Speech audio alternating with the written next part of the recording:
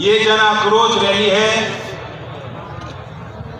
और एक मौका है कि हम अपने मुद्दों की बात करें। यही लोकतंत्र होता है।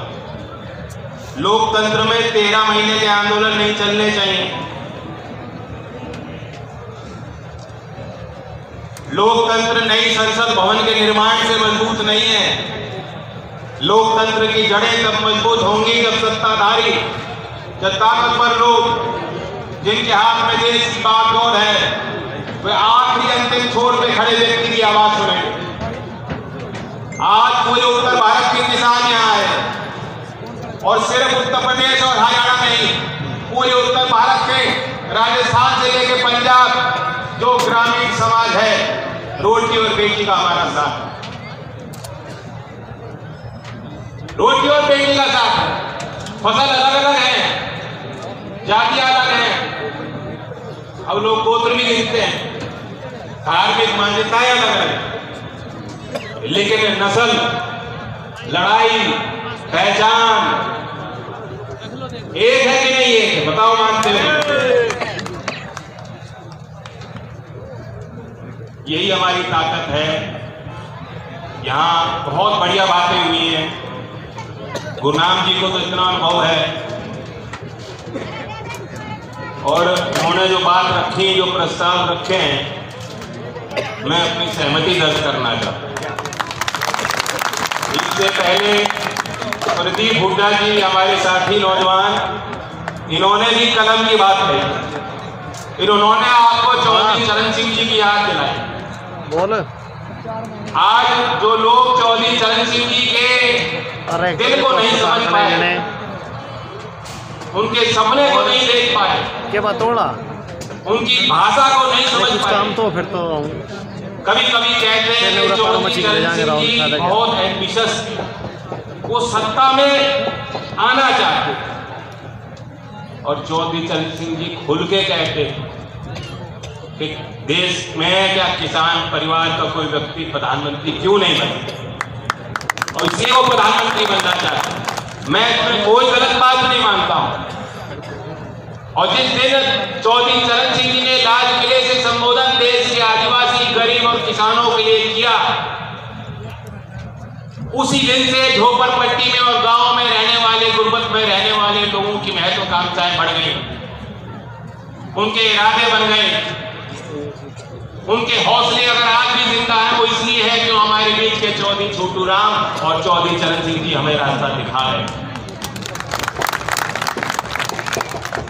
कल चौधरी छोटू राम जी की जयंती, दीन बंधु चौधरी छोटू राम जी ने इस क्षेत्र में ही नहीं, उत्तर भारत के किसानों के लिए इतने काम किए।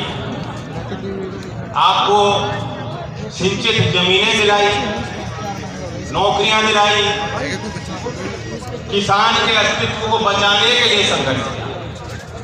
आज जो सत्ता में केंद्र में बैठे हैं ना, मैं उनको एक बात याद दिलाना चाहता हूं, क्योंकि यहाँ किसान अपने भाव की मांग को लेके, एमएसपी की मांग को लेके आए। 2018 में सांपला गांव में देश के प्रधानमंत्री मोदी जी आए, चौधरी छोटू राम जी की बड़ी वहां जो प्रतिमा लगाई, और उस दिन देश के लिए एक नई योजना का उन्होंने उद्घाटन किया था। नाम है पीएम आशा। अब हर योजना के नाम आगे के पीएम तो लिखना ही पड़ता है, उन्हें अपना नाम इतना पसंद है। आपने देखा अहमदाबाद में उन्हीं के नाम का स्टेडियम और वो खुद वहां दर्शक बन के तो ये तो जो तो लगे जी अभी कह रहे हैं हलवा दिया। तो उस दिन उन्होंने कहा पीएम आशा योजना है। क्या है योजना? अन्नदाता आय संरक्षण अभियान। इन्होंने कहा अब तक तो हम लागत की और मूल्य की बात करते थे, अब हम किसान की आय सुनिश्चित करेंगे, हमें किसान की आय दुगनी करनी है, और इसलिए नई योजना आई है। अगर मंडी में जाते किसान को अगर भाव नहीं मिल रहा, अगर एमएसपी घोषित नहीं मिलती, तो उसकी भरपाई सरकार करे। और यह है गुरुनाम सिंह चरूनी जी। यहाँ सूर्यमुखी के लिए भावंतर योजना में आपकी लूटने की व्यवस्था बन गई थी, तो पीपी में पंचायत हुई और यहाँ चली और गुरनाम सिंह सरूरी जी जेल गए थे, बताओ याद है कि नहीं? याद है जी, याद है। तो कहाँ मिल रही है एमएसपी और कहाँ हवा में है पीएम आशा? आज कहाँ है पीएम आशा? 5 साल पहले योजना की शुरुआत की और फिर इसी साल के बजट में आपको बताना चाहता हूं कि इतनी महत्वाकांक्षी योजना के लिए सरकार की प्राथमिकता क्या है, कितना बजट दिया मालूम है? या किसी भाई को मालूम है कि पीएम आशा का 23-24 में केंद्रीय बजट में कितना आवंटन दिया? किसी को मालूम है? नहीं मालूम। 1 लाख रुपए। क्या देश के किसानों को एमएसपी सुनिश्चित करने के लिए 1 लाख रुपए पर्याप्त है? 1 लाख रुपए, इससे आपको एमएसपी मिल जाएगी? तो इसमें ये आशा है, निराशा है, क्या है? इस पर क्या मैं नाम दूं?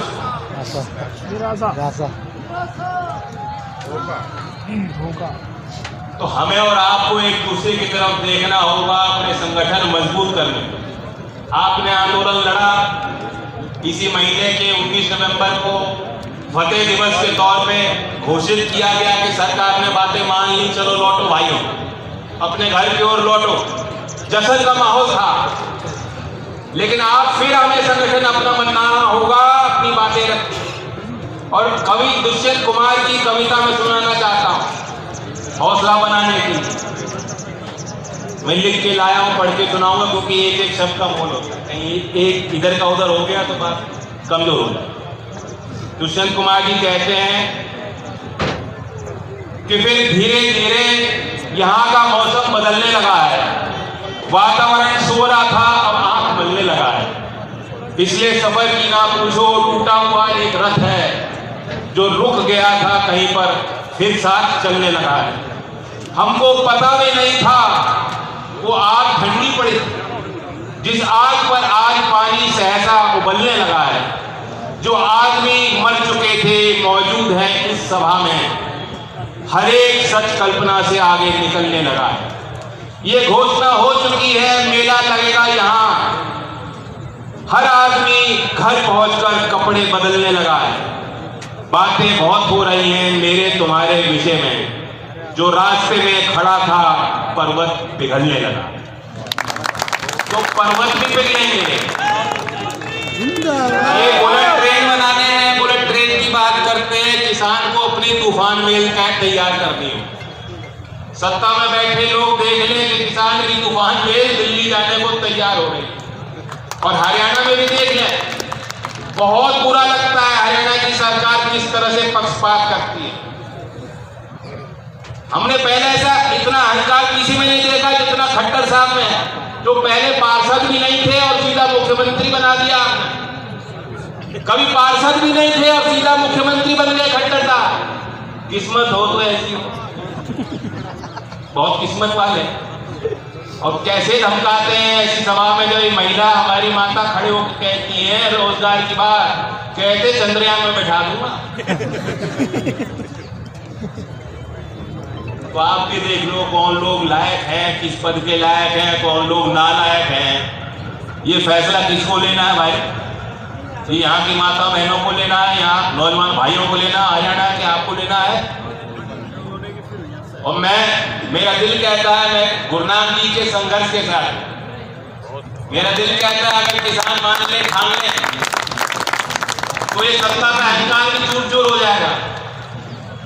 ये जो आज बैठे हैं, इन्हें बाहर का रास्ता दिखाने का काम आप लोग कीजिए।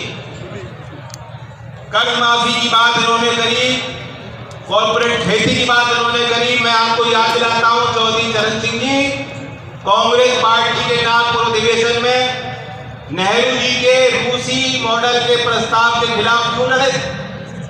उन्होंने यही बात रखी थी, यही तर्क रखे थे कि देश में अगर आप सारी जमीन का मालिक सरकार को बना दोगे और नौकर की तरह किसान को रखोगे तो किसान खेत में क्यों पानी डालेगा, वो क्यों कड़ी धूप में मेहनत करेगा?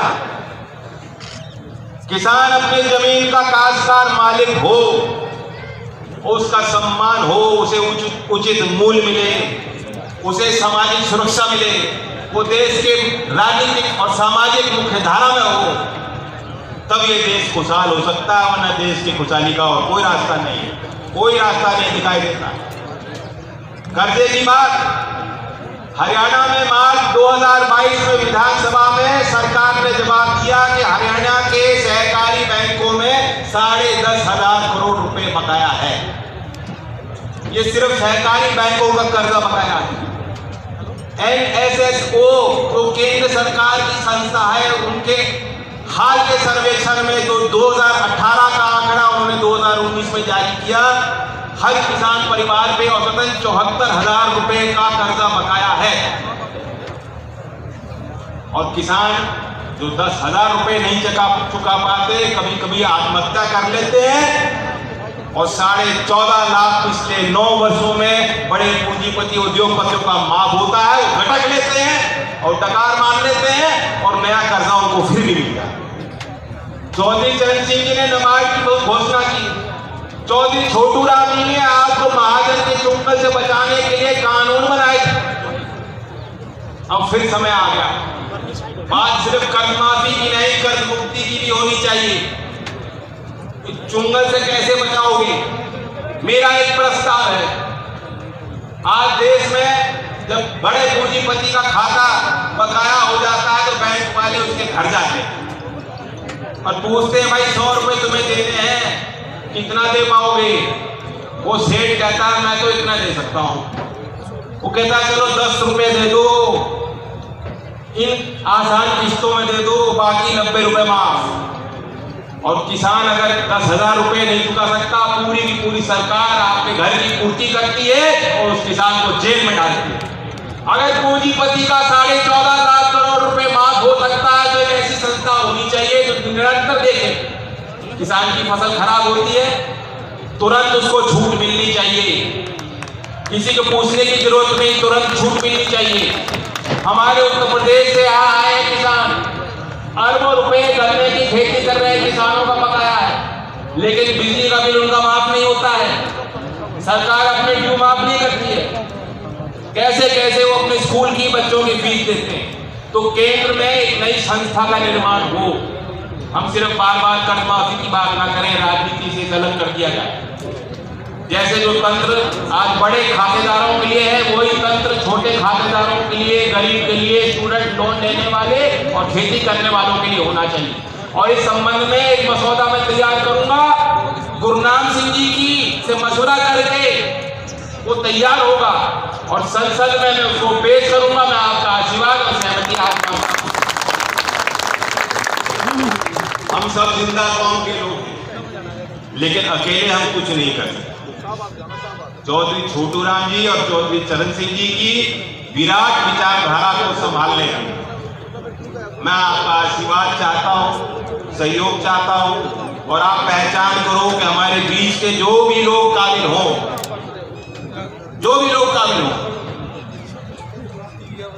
उन्हें और संघर्ष करना होगा। उनके साथ आप खड़े होइए और किसान और मजदूर के कमेरे के संगठन को मजबूत कीजिए। मैं एक बार फिर धन्यवाद देता हूं कि आप सबने समय निकाला। जय हिंद, जय भारत।